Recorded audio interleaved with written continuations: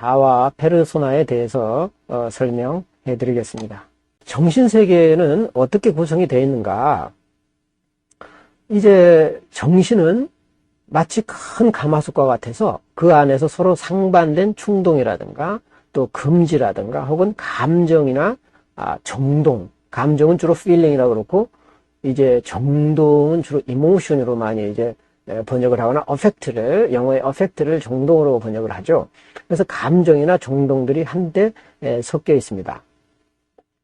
그래서 그 인식의 주체로서의 정신은 모든 사물을 인식하는 것이죠. 그 정신은 의식과 무의식을 포함하는 모든 심리적 과정의 총체라고 이제 이렇게 융은 정의하고 있습니다. 우리의 자아가 알고 있는 내용이 의식의 내용이라면 무의식의 내용은 어느 정도 의식될 수 있거나 적어도 언젠가 한 번은 의식되었고 바로 다음 순간에 다시 의식될 수 있는 것입니다. 다시 말하면 우리의 정신은 크게 보면은 의식과 무의식으로 구성되어 있는데 의식은 우리가 알고 있는 내용이고 무의식은 과거에 경험했던 것을 잊어먹었거나 또 아니면은 우리 안에 있음에도 불구하고 우리가 모르는 내용들을 가리켜서 무의식으로 얘기하는 거죠. 대부분의 심리적인 질병은 우리가 알고 있는 내용도 있지만은 또 모르고 있는 내용도 굉장히 많습니다. 그래서 이제 프로이트 이후 또 프로이트라든가 융 같은 무의식을 연구했던 학자들은 우리의 정신적인 질환이 무의식으로부터 온다는 사실에 착안해서 바로 이제 프로이트는 정신분석 그리고 융은 분석심리학을 제창하게 되는 것입니다. 그래서 이제 분석심리학으로 본 정신구조에서 이 정신이라고 하는 것은 의식과 무의식으로 구성이 되어 있죠. 그래서 이제 의식의 중심에는 자아가 있습니다. 그리고 이 자아를 둘러싸고 있는 사회적 인격을 가리켜서 우리는 페르소나라고 합니다. 그래서 이 의식으로 볼 수 있는 모든 현상들은 바로 의식적 현실이 되는 거죠. 그래서 우리가 눈으로 보고 깨닫고 감각으로 느끼고 이런 모든 것들이 바로 의식적인 행동인 겁니다. 그렇다면 무의식이라고 하는 것은 뭐냐? 이 무의식은 우리가 모르고 있는 세계인데요. 융은 이 무의식을 두 차원으로 구별했습니다. 하나는 개인 무의식과 그 다음에 집단 무의식으로 이제 구별을 했는데요. 개인 무의식이라고 하는 것은 이제 내 개인이 경험을 했으나 이제 주로 잃어버린 사건들이죠. 어렸을 때 이제 경험했던 상처들을 다 기억할 수는 없죠. 이것이 잠재적으로 우리 안에 있게 된다는 그런 의미입니다. 그래서 그 개인 무의식에는 우리의 이제 그림자가 있고요. 바로 그 그림자 안에는 여러 이제 컴플렉스들이 있다는 거죠. 이 컴플렉스들이 이제 심리적인 질병을 유발하는 하나의 요인이 되는 겁니다. 그리고 이제 융은 집단 무의식을 뭐라고 그랬냐면 인간이 태어나면서부터 안고 있는 무의식을 집단 무의식이라고 그랬습니다. 이 집단 무의식은 현재 우리가 살고 있는 사회 문화적인, 다시 말하면 한국인, 혹은 서울 사람, 혹은 강남대학의 구성원, 이런 집단의 개념이라기보다는, 이것은 이제 우리가 현재 속해 있는 집단을 의미하지만, 융이 말하는 집단이라고 하는 것은, 인류 모두에게 전수되어 온 하나의 그 원초적이고, 또 유전적인, 그리고 이제 어떤 그 인류의 조상으로부터 전수받은 내용들이 바로 이 집단 무의식을 이룹니다. 그러니까 민족과 문화와 지역과 시기를 초월한 어찌 보면은 보편적인 무의식이죠. 이 안에는 이제 아니마라든가 아니무스라든가 자기라든가 또 여러 가지 원형들, 다시 말하면 엄마 원형, 아빠 원형, 또 어린이 원형, 현자 원형 이런 등등의 원형들이 있어서 이제 의식에 영향을 끼친다는 거죠. 그래서 이제 이 무의식의 내용은 비록 현실은 아니지만 이것은 우리가 볼 수 있는 현실은 아니지만 마음이 현실이라 그래서 융은 심리적 현실이다, 심적 현실이다라는 말로 표현을 했습니다. 자, 이제 정신을 하나의 그 지형적인 구조로 한번 살펴보겠습니다. 다시 말하면은 정신은 일단 의식의 영역과 무의식의 영역으로 이렇게 볼 수가 있죠. 그래서 무의식은 마치 그 빙산의 일각이라는 것입니다. 그래서 이제 그 10분의 9는 이제 얼음이 물속에 가라앉고 또 10분의 1만 위로 이제 떠오른다고 그러죠. 그래서 이제 어떤 의식과 무의식도 우리가 알 수 있는 의식은 아주 지극히 미미하고 대체적으로 우리가 모르는 내용, 즉 무의식이 우리를 차지하고 있다고 얘기를 합니다. 그래서 이제 그 의식 영역에 있어서의 의식의 중심은 뭐죠? 바로 자아죠, 자아. 자아가 바로 의식의 중심을 차지하고 이제 자아를 둘러싸고 있는 것은 페르소나 혹은 페르소나 이렇게 얘기합니다만은 이 페르소나는 자아를 둘러싸고 있는 일종의 사회적인 인격을 의미하는 거죠. 사회적인 인격. 우리가 사회 속에서 뭘 하고 있는가. 바로 우리가 이제 뭐 학생이라든가 교수라든가 뭐 어떤 정치가라든가 이런 그 외적인 인격이 곧 나로 하는 것보다는 나라는 그 개체성과 내가 사회적으로 무슨 일을 하는가는 상당히 구별되면서도 또 유사하다. 이런 면을 보는데, 이제 어떨 때는 구별돼야 되고 어쩔 때는 나의 그 개체성이 그 확립이 돼야 할 건가라는 것을 이제 구별해 주기 위해서 바로 이런 설명을 하는 겁니다. 그리고 이제 무의식의 영역에 보면은 이제 의식과 가장 가까이 있는 것은 개인 무의식이죠. 그래서 개인 무의식은 언제라도 의식으로 올라올 수 있는 거죠. 그래서 원래 이 개인 무의식은 원래는 의식이었던 거죠.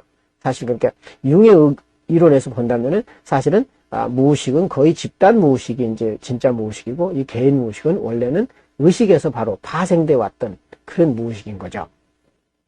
그래서 이제 개인 무의식은 개인의 그 경험에서 파생된 무의식이고, 집단 무의식은 인류가 담지해온, 즉 전수해온 어떤 원형적 무의식이다. 이렇게 여러분들이 보면 될 것입니다.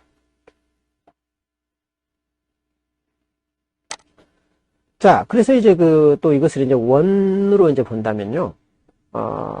왼쪽을 의식으로 보고요. 그 다음에 오른쪽을 무의식으로 이제 본다면은, 자, 이 원의 중심은 이제 이쪽으로 이렇게 나누어져야 될 겁니다. 이렇게 반으로 하게 되면. 근데 여러분 아시다시피 개인 무의식은 어디에 있죠? 왼쪽에 있습니다. 왼쪽에. 그리고 근데 이제 우리가 생각하는 오른쪽이 만약에 무의식이라면 개인 무의식도 오른쪽에 그려져 있어야 될 텐데, 왼쪽 편에 그려졌다는 얘기는 원래 개인 무의식은 의식에 속했던 건데 이제 의식이 기억하지 못한 것이죠. 그래서 원래는 의식의 영역이고, 진정한 무의식은 어찌 보면 이 집단 무의식에 해당이 된다고 할 수 있습니다. 그래서 이제 집단 무의식의 어떤 그 대표를 하는 것은 아니마 아니모스죠. 그리고 의식에서 중심은 자아고, 또 자아를 둘러싸고 있는 것은 페르소나고요. 그래서 이 페르소나와 아니마 아니모스가 이렇게 대칭을 이루게 되는 거죠. 이런 식으로. 그리고 자아와 그림자가 이렇게 대칭을 이루는 겁니다. 이 그림자라고 하는 것은 개인 무의식 안에도 있지만 사실은 전체 집단 무의식, 다시 말하면 개인 무의식과 집단 무의식 전체 속에 드리워져 있는 일종의 원형적인 그림자도 있습니다. 그래서 이제 융은 그림자를 이렇게 무의식 속에 있는 그림자로 봤죠. 그래서 자아와 그림자가 이렇게 대극의 관계에 있고요. 그다음에 페르소나와 아니마 아니모스가 이렇게 대극의 관계에서 상호작용을 하게 되어 있습니다. 그래서 이제 이걸 세부적으로 살펴본다면요. 이제 자아는 뭐냐? 자아는 의식의 주체다.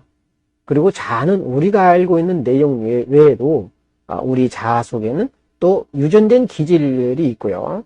그 다음에 알려지지 않는 무의식적인 내용도 우리 자아가 갖고 있습니다. 다시 말하면 내가 자아라 그럴 때, 의식의 주체라고 했을 때 나는 자아를 잘 알고 있는 것처럼 보여요. 그러나 사실은 유전적으로 어떤 전수된 그런 기질들도 이 자아 속에는 있고요.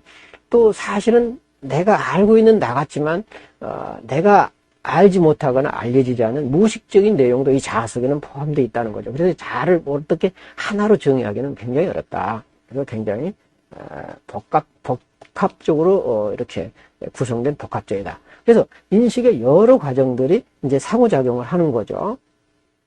그래서 이제 인식의 여러 작용들이 상호작용을 하면서 그 내용이 자아의식을 이루죠. 이고 컨셔스니스라고. 그리고 이제 자아 컴플렉스를 이룹니다. 자아 컴플렉스라고 하는 것은 사실은 융은 그런 얘기를 합니다.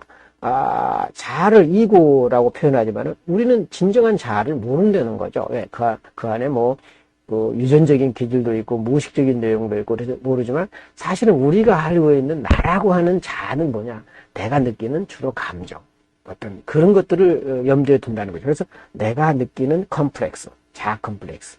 이것을 가리켜서, 그러니까 실질적인 자아보다는 우리가 알고 있는 자아는 사실은 자아 컴플렉스에 해당이 된다는 거죠. 그래서 우리가 기억해 두는 것은 이 자아 컴플렉스를 기억해 둘 필요가 있겠습니다. 그 다음에 이제 페르소나를 살펴보면은 원래 이 페르소나는요, 헬라어입니다. 헬라어. 그리스 말이죠. 그래서 이 페르소나는 가면을 의미합니다. 그래서 이 가면, 우리가 쓰고 있는 사회적인 가면이죠. 그래서 자아의 외부를 형성하는 사회적 인격을 가리켜서 칼 융은 페르소나로 불렀습니다. 독일어로 발음하면은 페르소나가 되고요. 그 다음에 이제 영어로 발음하면 퍼소나 이렇게 발음이 되는데, 이제 우리 한국에서는 주로 이제 페르소나 이렇게 발음을 합니다.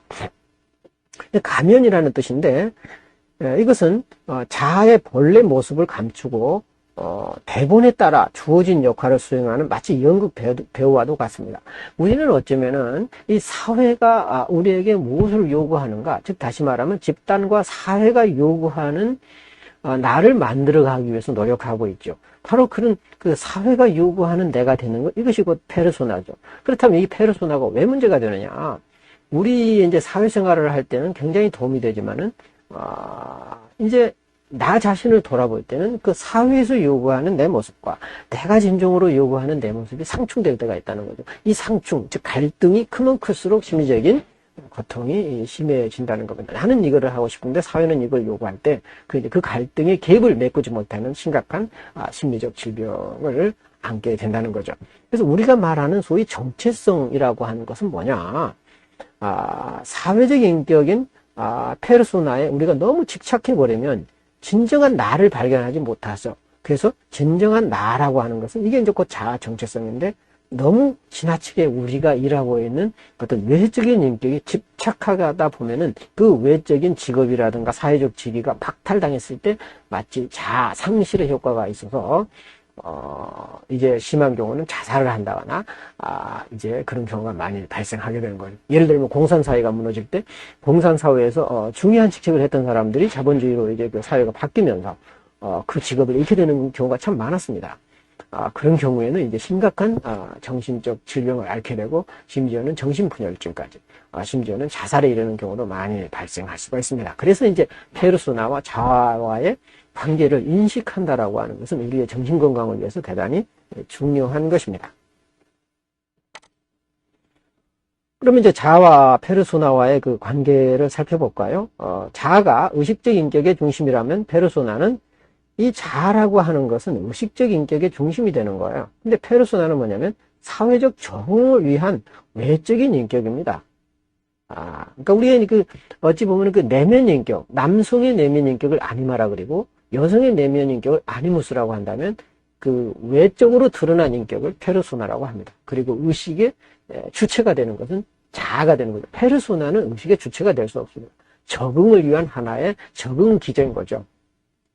그래서 그러면서도 불구하고 이 페르소나는 자아와 구별되어 있는 것이 아니라 그 자아의 일부로서 활동합니다. 다시 말하면 제가 이제 이제 학교 선생님인데, 그리고 이 학교 선생님이라고 하는 것은 내가 원해야만 내 자아의 일부냐, 꼭 반드시 그건 아니라는 거죠. 내가 택한 모든 것은 자아의 결단이고, 또 그렇게 해야만 되는 어떤 그 사회적인 여건이라든가 내면의 욕구, 혹은 내가 모르는 무엇에 의해서 결정된 겁니다. 따라서 내가 가지고 있는 가면, 내가 쓰고 있는 가면은 내 자아의 일부이기 때문에 굉장히 중요한 부분이라는 거죠. 마치 페르소나는 자아와 대치되거나 반대되는 것은 아닙니다. 단지 어찌 보면은 페르소나는 그 자아의 일부인 거죠.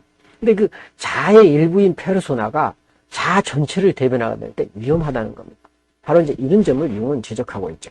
그래서 페르소나는 뭐라고 그랬습니까? 자아의 구성 요소다. 이렇게 얘기를 했죠.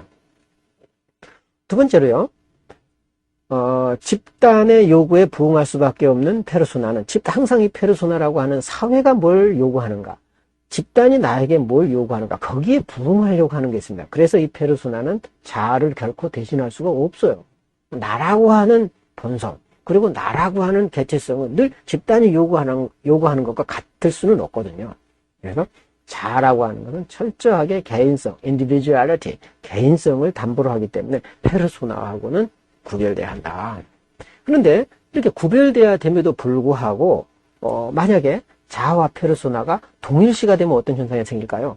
바로 자아와 페르소나가 동일시될 때 페르소나가 자아를 지배하게 되는 현상이 생깁니다. 다시 말하면 그 페르소나로 상징되는 사회적인 지위가 없어져 버리면 심각한 위험에 처하게 된다는 거죠. 예를 들어서 이제 어떤 사람이 어떤 종교적인 특별한 어떤 종교적인 일을 하는 사람이 그 종교를 지지해주는 사회 그룹이 없어지고 이제 만약에 이제 자기가 설 땅이 없어진다면은 상당히 심각한 위험에 처할 수도 있고요.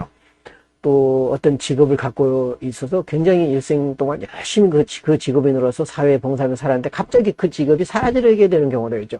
어느 날 굉장히 사회가 많이 변화하는데 어떤 한 가지 직업에 몰두해가지고 평생을 이룩하면서 성공을 했는데 갑자기 이제 사회가 변하면서 그 직업 자체가 없어져 버리는 경우가 참 많습니다. 이 사회가 급변하면서 우리가 과거에 아주 잘 됐던 사업이 지금은 거의 사업이 안 되고 아예 없어져 버린 경우도 많지 않습니까? 이런 경우에 그 직업이 곧 나라고 생각했던 많은 사람들은 그 직업이 없어지면 나도 없어지기 때문에 심각한 심리적인 고통을 당하게 된다는 거죠.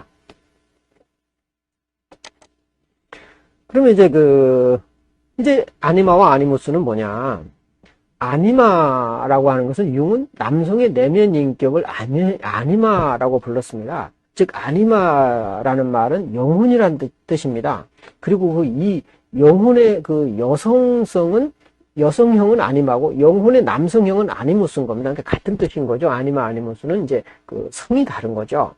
그럼 이제 남성의 내면 인격을 아니마라고 그랬는데 이것은 이제 여성으로 표현되는 거죠. 그래서 남성은 겉으로 드러날 때는 남성이지만은 내면으로는 여성적인 성향이 있다는 겁니다. 그래서 내면에 있는 여성적인 성향을 아니마라고 부르자. 그럼 융은 왜 아니마라고 이렇게 불렀을까? 남성 안에 여성의 성향이 있고 또 여성 안에 남성적인 성향이 있는데 이 두 성향은 잘 조화가 돼야 된다는 겁니다.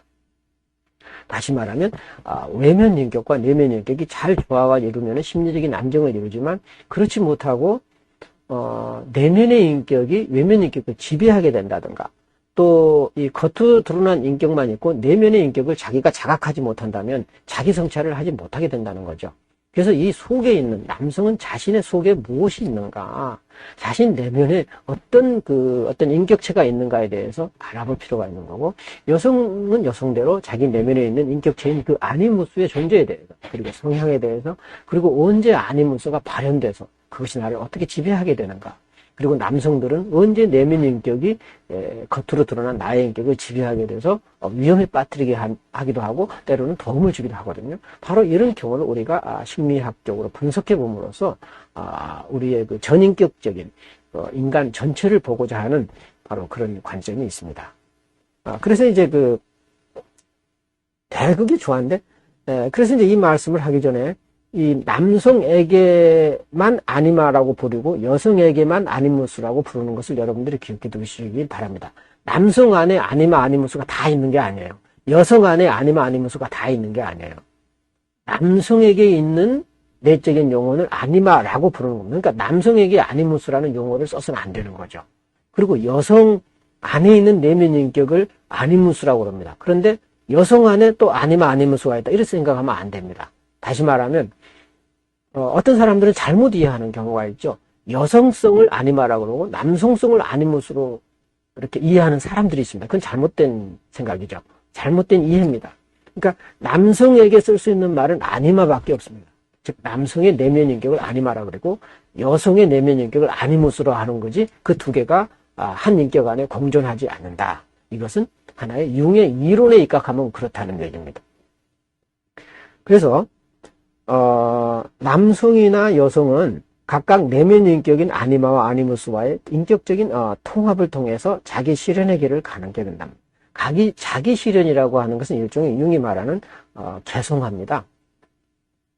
그래서 이제 그 개성화를 어떻게 이룰 거냐? 이것은 이제 개성화를 영어로 이제 individuation이라고도 얘기도 하고요. 그다음에 이제 자기 실현을 self realization이라고 그러죠. 그래서 이제 외면 인격이 즉 자아가 아니마나 아니무스를 경험하게 되면 즉 의식이 무의식을 경험하게 되면 우리 인격의 전체를 경험하게 된다는 거죠. 그때 우리는 나 자신을 알게 된다는 겁니다. 간단히 얘기하면 그래서 나라고 하는 존재는 내가 의식적으로 알고 있는 나 외에도 무의식적인 내가 있는데 즉 의식적인 나와 무의식적인 내가 통합이 될 때 비로소 온전한 내가 된다는 겁니다. 그 온전한 내가 될 때 조화와 균형을 이루고 인격의 통합을 가져오고 이것이 곧 개성하고 이것이 곧 자기 실현이라는 것입니다. 자기 실현이라는 것은 셀프 리얼라이제이션이라고 그러죠. 그리고 이제 이것은 또 인디비듀에이션 이렇게 이제 얘기를 하죠. 그리고 이제 원형으로서의 그 아니마와 아니모스는 이제 어떻게 드러나는가? 우리 속에 있는 남성의 내면 인격과 여성의 내면 인격은 무엇을 통해서 드러나냐면은 바로 이 페르소나를 통해서 자신의 정체를 드러냅니다. 페르소나를 통해서. 그러니까 외면 인격은 페르소나라고 했죠. 그러니까 우리가 겉으로 행동하는 거는 페르소나를 통해서 드러나기 때문에 그렇습니다. 예를 들어서 성직자들은 그 성직을 통해서 그 사람의 자신을 드러냅니다. 그리고 선생이나 교수들은 그 가르침, 즉 학생들과의 관계 속에서 자기 자신을 드러냅니다. 그리고 사업가들은 사업을 통해서 자기 자신을 드러냅니다.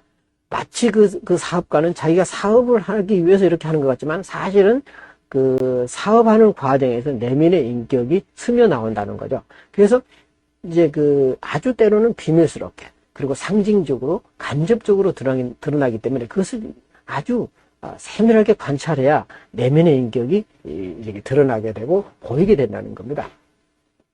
이것이 바로 이제 그 아니마 아니모스, 즉 남성 여성 내면 인격과 페르소나의 관계를 설명해 주는데요. 다시 말하면 이건 굉장히 융 이론의 핵심 이론으로서 참 어렵습니다. 왜냐하면 우리 무의식은 어떻게 표출되는가라는 것하고 관련이 있습니다. 다시 말하면 예를 들어서 이제 내가 남성인데요. 내 남성의 내면 인격은 아니마입니다. 그 아니마는 이제 여성적인 색채를 띠게 되는 거죠. 근데 저는 보통 때는 이제 굉장히 그 남성다운 그 어떤 특성을 보이게 되는 거죠. 말이라든가 행동이라든가.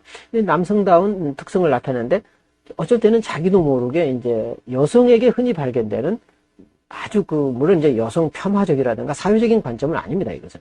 다시 말하면 여성에게 이제 잘 나타나는, 다시 말하면 이런 예를 들어볼까요? 참 잘못 오해하게 되면 이제 남성 여성을 이제 차별하는 것으로 오해할 수 있습니다만은 융의 그 아니마 아니모스는 그런 개념이 아닙니다.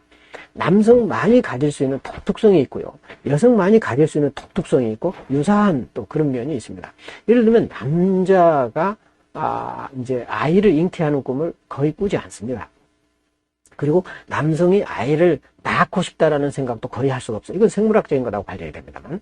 근데 어떤 남성은 막 아이를 낳고 싶다라든가 아니면 아이 낳는 환상에 젖는다든가 꿈을 꾼다든가 이러면 분명히 이 사람은 내면적으로는 여성화된 그런 상태라고 볼 수 있습니다. 이럴 때는 바로 남성 내면에 있는 아니마가 활성화됐다. 우리는 이렇게 이제 추측할 수 있겠는데요. 그럼 왜 이 사람이 이런 아니마가 활성이 됐는가? 그러면 이 사람은 이제 겉으로 드러날 때 어떻게 드러나는가? 나는 아이를 갖고 싶어요. 임신하고 싶어요. 이런 말을 하기보다는 이제 자기 직업을 통해서 그것이 간접적으로 드러나게 된다는 거죠. 그러면 간접적으로 드러날 때 옆에 사람들이 볼 때는 굉장히 이상하고 기묘하고 상징적이고 상황에 맞지 않는 행동을 하게 되면서 그리고 남성이면서 여성다운 면을 많이 보이게 된다는 거죠. 이럴 때 이제 그 사람은 왜 이런 행동을 하게 되는가? 그리고 이런 행동이 그 사람의 전체 인격에 어떤 영향을 주는가? 이런 점을 유심히 관찰하는 것이 바로 심리 분석이라는 것입니다.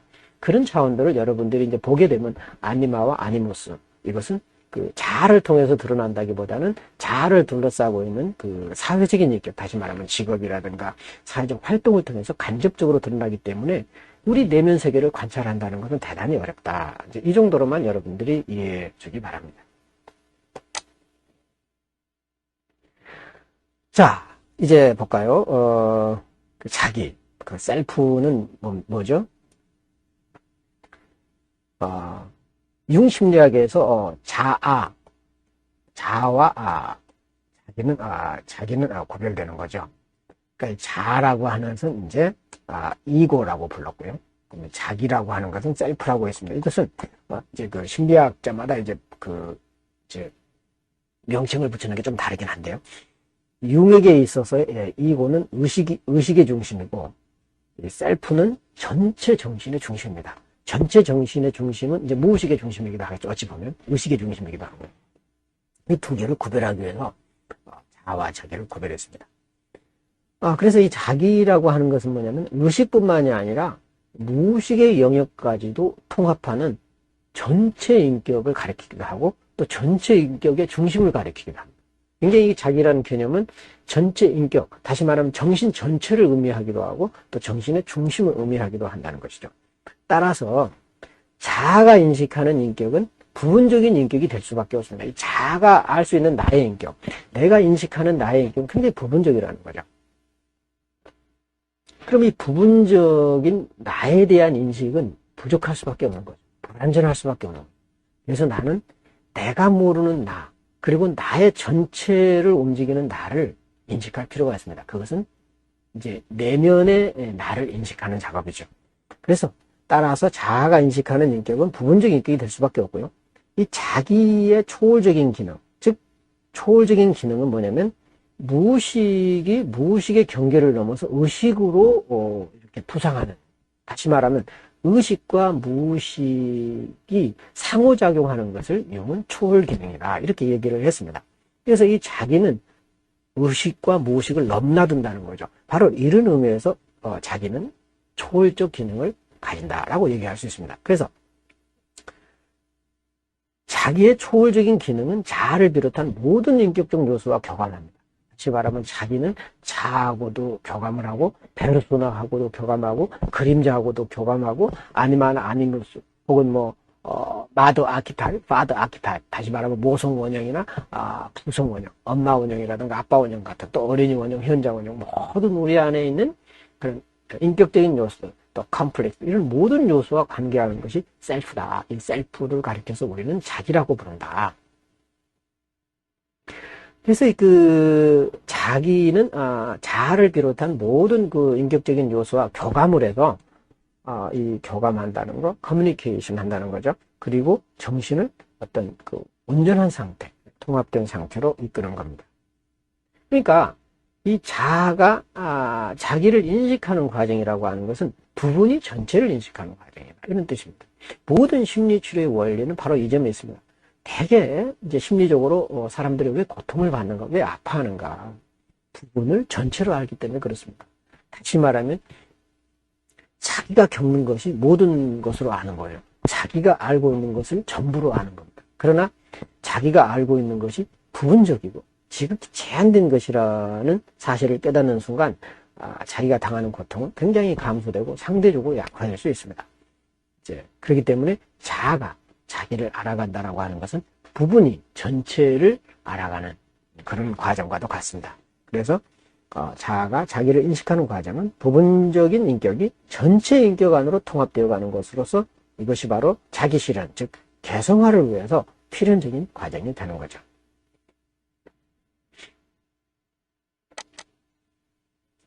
그렇다면 이제 융이 말하는 이제 무의식에는 이제 두 가지가 있다고 그랬는데요. 뭐라고 그랬어요? 하나는 개인 무의식과 집단 무의식입니다.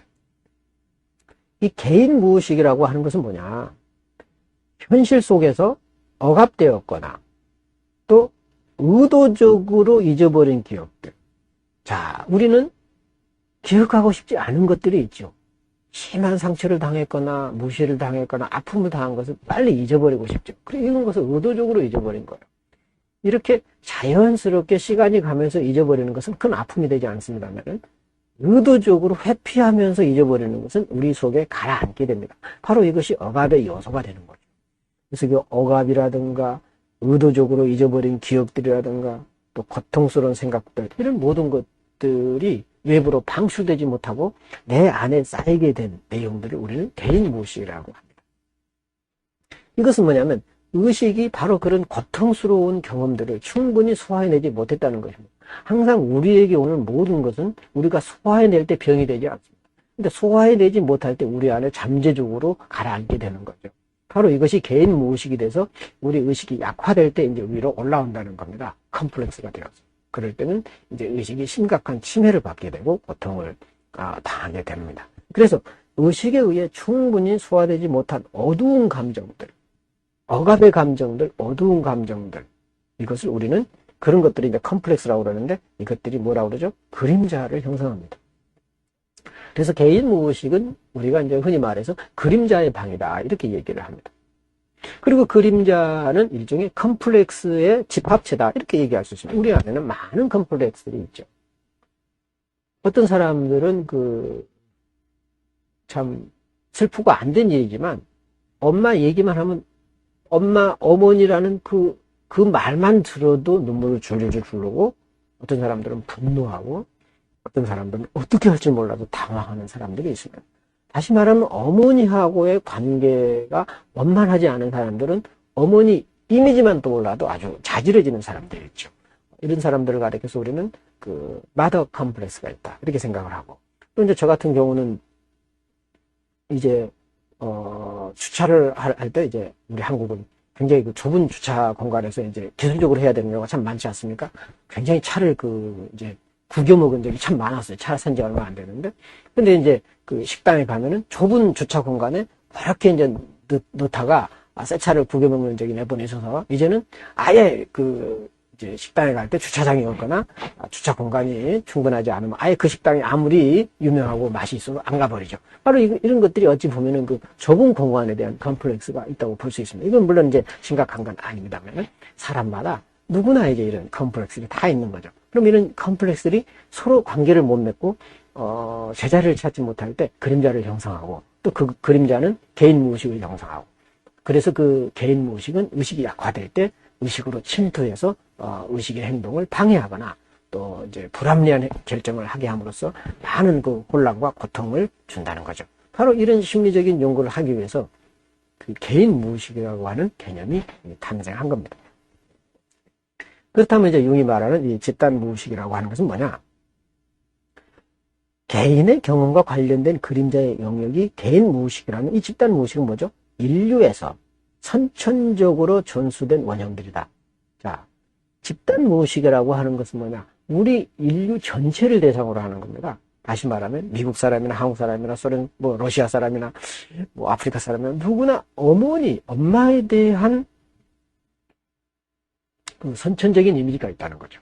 그래서 엄마는 이런 분, 또 아빠는 이런 분, 또 여성에게 남자는 이런 것, 또 남자에게 여자는 이런 것, 이런 선천적인 이미지가 있다는 거죠. 그렇기 때문에 한 번도 경험하지 못했지만 이제 남성은 여성을 인식하게 되고 여성은 남성을 인식하게 되고, 또 자기를 낳아준 엄마를 한 번도 본 적이 없는 아이라 할지라도 엄마에 대한 이미지를 그릴 수 있다는 거죠. 이것이 우리 안에 있는 원형의 작용이라는 겁니다. 그래서 이 원형은 이제 깊숙한 상태에서 우리가 원형이 이제 묻혀있기 때문에 잘 드러나지 않습니다. 평소에는 잘 드러나지 않다가 심각한 상태라든가 아니면 결정적인 순간에 이제 의식으로 올라오게 되는데, 이렇게 깊숙이 박혀있는 집단 무의식이 의식으로 이렇게 침투하거나 의식으로 올라올 때는 의식이 감당할 수 없는 충격으로 다가옵니다. 개인 무의식은 되게 원래는 의식적인 거였기 때문에 아픔으로 다가오지만, 이제 집단 무의식에 있는 내용들, 즉 원형들이 의식으로 침투하게 되면은 의식한테는 굉장히 생소한 것들이거든요. 그래서 이 무의식 심층에 있는 집단 무의식의 내용이 의식으로 올라오게 되면 의식 다루기가 상당히 어려워집니다. 이것은 큰 충격으로 다가올 수도 있고요. 아주 신비한 경험으로 다가올 수도 있고요. 전혀 의식이 경험해보지 못한 방식으로 오기 때문에 이제 이런 경우는 정신분열을 일으키기도 하고요.